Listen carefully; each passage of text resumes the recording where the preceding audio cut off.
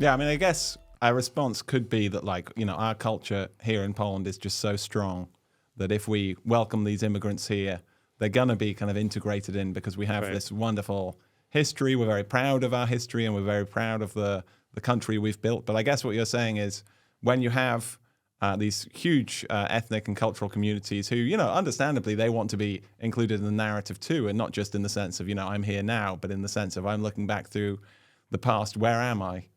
The culture that pre-existed them is going to get kind of adapted to suit the norms of modernity. And it's going to be more of a kind of political process than a historical or cultural process. I mean, I'm not sure that Poland could resist this power. I mean, sure, the Poles are, proud of their culture and Polish identity is strong, but the same was true of Britain. I mean, in the mid-20th century, Britain was very, very strong identity, very proud of its history, and it felt like it won its, it heroically fought in this war, and it was this incredibly powerful country. That's just completely changed. I just don't think any national identity or national culture is strong enough for the overall kind of powers of kind of American-led globalization. And I mean, this all does come from America. Because America has always been a sort of multicultural society. It's a nation of immigrants. And the American narrative in Britain has just completely supplanted us. I mean, for example, going back to the schools issue, children learn huge amounts of sort of Black American history, which is like, that's nice, but it's kind of like, why are we learning this in like Northern Europe? I mean, why? It's so irrelevant. And activists in Britain are just completely influenced by the American model to such an extent that, I mean, I bet if you did a study of young British people, they would think that there was segregation and slavery in Britain. I bet like at least 20% would actually believe that because they're just so overpowered by American culture. And I just don't believe that Poland can just sort of stand alone like Asterix Village while this goes on everywhere. It just seems implausible to me. You've written before about American kind of cultural imperialism, how American culture is transmitted through the mainstream media, the kind of Hollywood and music, but also through social media, through Instagram, through TikTok. And obviously you don't want to equate this kind of soft power with actual Soviet imperialism or whatever, but it does have this extraordinary effect because somehow the mainstream culture is interpreted as a counterculture, and young people see it as being, so glamorous and so edgy and cool, even though it's the norm. It's it is what's conventional now. Do you think there's any way to kind of counter that US influence, or is it the kind of process where you have to take it or you have to become so incredibly insular and authoritarian that really you're just, you've got a bad knee and then you blast off your whole leg? Yeah, I mean, the thing about America is America has this huge influence for good and bad, and in the last 10 years it's been much, much more bad than good. But the alternatives are just so terrible that it's one of some of the people who are so contrarian about especially Americans, who are so contrarian about American progressivism that they actually become pro-Russia, which is just like, that's just not even, that doesn't make sense. Russia is obviously so much worse, and the same goes to China or any other kind of authoritarian regimes. I mean, it's kind of the difference about whether you think a country will be made worse and by sort of oppression or basically by corruption, whether it's like pleasure or pain that will kind of do you down. It's a sort of different scene like 1984 and Brave New World. And America is obviously, Huxley went to America, and that's why he wrote Brave New World. He thought what will undermine our society and basically rot our brains is the pursuit of pleasure and enjoyment and entertainment, which is what American culture has become in the last few years. And I mean, that's just down to the combination of new technology and basically the sort of complete absence of religion as this kind of major kind of stabilizing force. I mean, but I half kind of think all this will have to come from America itself, that will have to be the counterculture, the counterculture will have to come from America because it's just so strong. Also, it's just so much richer than anywhere in Europe. We talk about Poland catching up the West, but Western Europe has fallen so far behind America in terms of money. And when most kind of cultural domination basically comes from money in the end. People look to America because it's rich. If America was not rich, it would not have that glamorous pull. We wouldn't be wanting to imitate them in the same way. Yeah, I think that's true to some extent, but I also think we have to try and inspire young people in other countries, European countries, not just European countries, to kind of innovate within their own culture, because it is so, I mean, lame in a way just to be trying to ape the model of another bigger, richer culture. I mean, you wouldn't want to be a young kid in the neighborhood who's just trying to look like the bigger kid over there. You want to be yourself. So to try and inspire young people to make something new in a much more independent way. And I don't know what that'll look like, because I'm 32 and I'm practically dead by kind of youth culture standards. But I'm a just to embrace what they have and adapt it into something new, because that's so much more inspiring than just looking at someone thousands of kilometers away and thinking, I want to be lesser than them. There's someone I once heard in business that you can either be bigger than someone, smaller than someone, or different from someone. Right.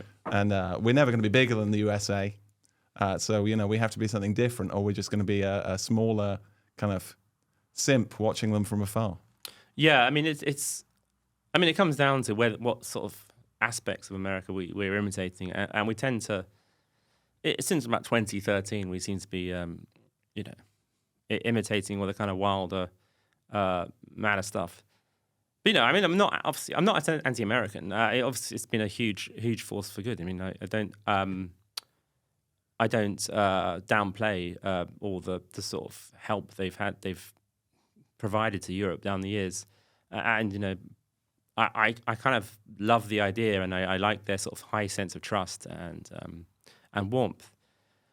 But I just think it's just sort of like being in the massive gravitational pull of something, which is, and I see it amongst my children. It's much more. I mean, my parents would make fun of me for the amount of American TV and American phrases I use, but it's much more accelerated. And it's also become, America's cultural power has become stronger even as the sort of society has become much more dysfunctional, and its politics have become much more polarized, which is a kind of strange paradox, because it's in many ways quite an unstable political sort of policy at the moment.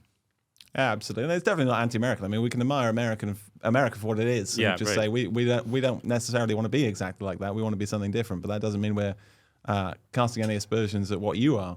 Right. I mean, I believe that nation states are the best way of providing all the things that make for a good life, and a nation state, by definition, has to be comprised of a people with their own identity. And that doesn't mean just becoming completely like mulched into this kind of inevitable kind of global market in every single way. It doesn't mean like embracing every single thing just because it would be good for this year's GDP. Sometimes national culture is so important. I think just to our like basic well-being, having a sense of yourself. We talk about sort of identity politics, but the identities that people are sort of obsessed with, like teenagers, it'll be like sort of the various sort of sexual identities.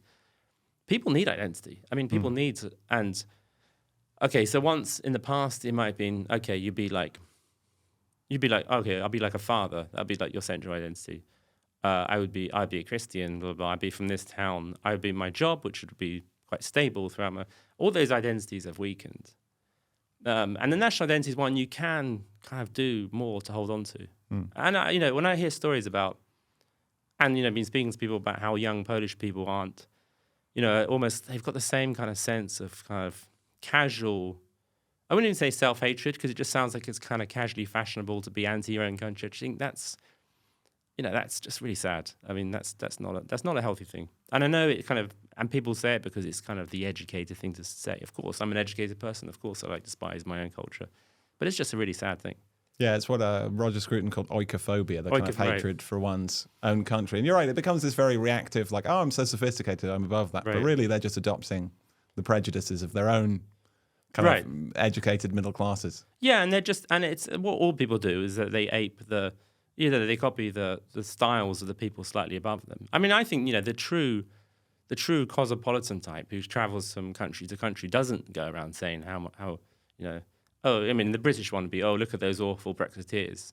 That's the kind of thing that people below who are trying to sound more, classy than others. But, the problem is, if this is the kind of overriding philosophy that goes through like the education system, right from schools to university, it's very hard to fight against that. Yeah, that's true. And I mean, when you said about traveling, it comes back to what we were saying about national identity, which is there's so many people nowadays who love traveling. They get such meaning from it. You know, if every country looked the same, what would be the point of traveling? You'd have slightly different buildings and slightly different cuisines, but otherwise you feel very much at home. But I mean, speaking of cuisine, you mentioned at the beginning that there's a kind of British, well, at least there was a British stereotype about Polish food. Are you going to go back to England and tell people that Polish food really is pretty good after all? Definitely. I'm going to become an evangelist for it. I mean, in all fairness, when it comes to European food, obviously Southern Europe is better. I mean, I think we all have to admit that. But yeah, I think it was just because when I grew up, because in West London had quite a big Polish community, a lot of members of the Home Army had settled there because Northolt was where, for example, where the RAF, the 303 Squadron was based. And so I think that was the real origin why Ealing became a... But apart from that, there were small little Polish communities, but it really wasn't kind of well known. It was just seen as a kind of a sort of one of those kind of grey countries, right? But since after 2004, there's very big Polish migration, and people met more Poles. There were loads of Polish shops and Polish restaurants, and people started eating, and so it was actually not bad.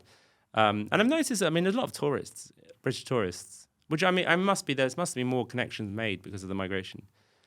People as people speak to Poles they meet and say, "Oh, you may as well come to this town." That's really nice to see. And I think after Brexit, there was a certain amount of sadness about. I mean, in London certainly, there are far fewer Poles. I mean, it kind of coincided with COVID, so there weren't many reasons at the time to stick around London. But there's definitely been a sort of decline in the visible numbers of Poles. Okay, yeah, I mean that's true. A lot of people had reasons to come back, like you say. It wasn't just the kind of political situation in Britain, but I mean, for some of them, I think they thought it was going to be a much more hostile landscape for them, to borrow a phrase from Theresa May. Right. Okay. Hostile environment, I should say. So maybe that was. That'd be sad. I mean, I think even amongst Leavers, I think they did surveys. Polish immigration was pretty popular, even amongst Leave voters. So I mean, I really hope there wasn't that sense at all. But, I'm hoping. I don't know. I mean, I get the impression kind of that Britain's kind of being slightly forgotten about after Leave. I don't know. It doesn't feature so much on the kind of landscape of European politics.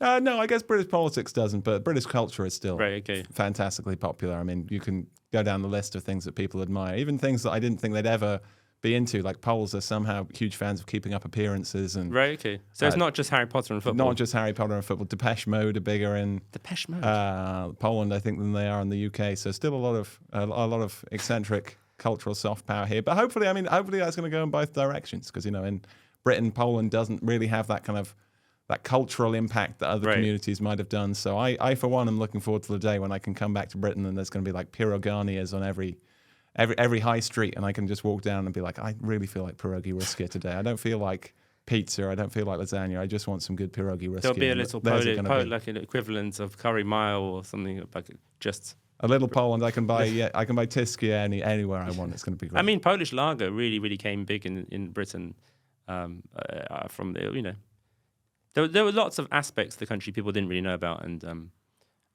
obviously opened their eyes and saw, they liked it.